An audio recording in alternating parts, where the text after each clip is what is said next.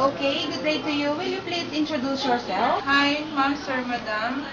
I'm Miss Karen Silva. I'm 28 years old. I'm single mom. I'm college level.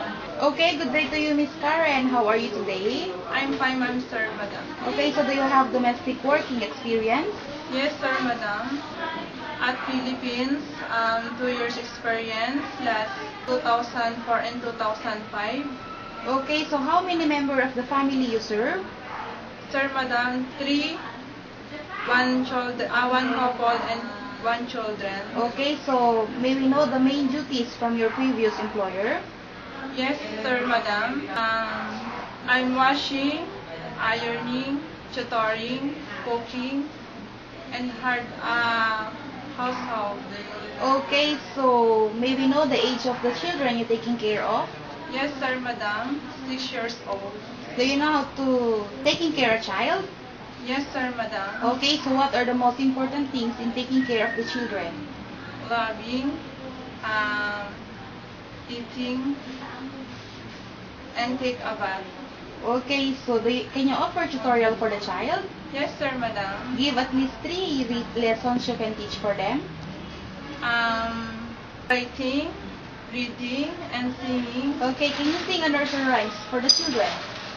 1 little, 2 little, 3 infant, 4 little, 5 little, 6 little infant, 7 little, 8 little, 9 infant, little infant, 10. Okay, can you manage to taking care of a newborn baby? Yes, sir, madam. How about feeding the baby? Yes, sir, madam. How about bath the baby? Yes, sir, madam. Okay, so what made you decide to work in Hong Kong? To support my family and the future my only one daughter.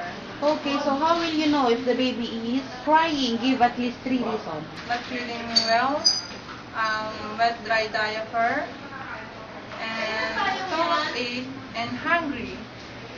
Okay, so how long do you plan to work in Hong Kong?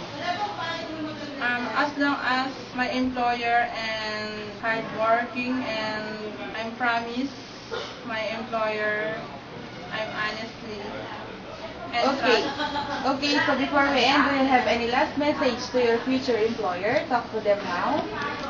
Hi, sir, madam. Please hire me. I promise. I trust and honestly and hardworking. Okay, can you promise to finish your 2 years contract? Yes, sir, madam. Okay, thank you very much and hope to see you soon in Hong Kong. Before we end, kindly show your best smile. Thank you, sir, madam. Thank you for coming.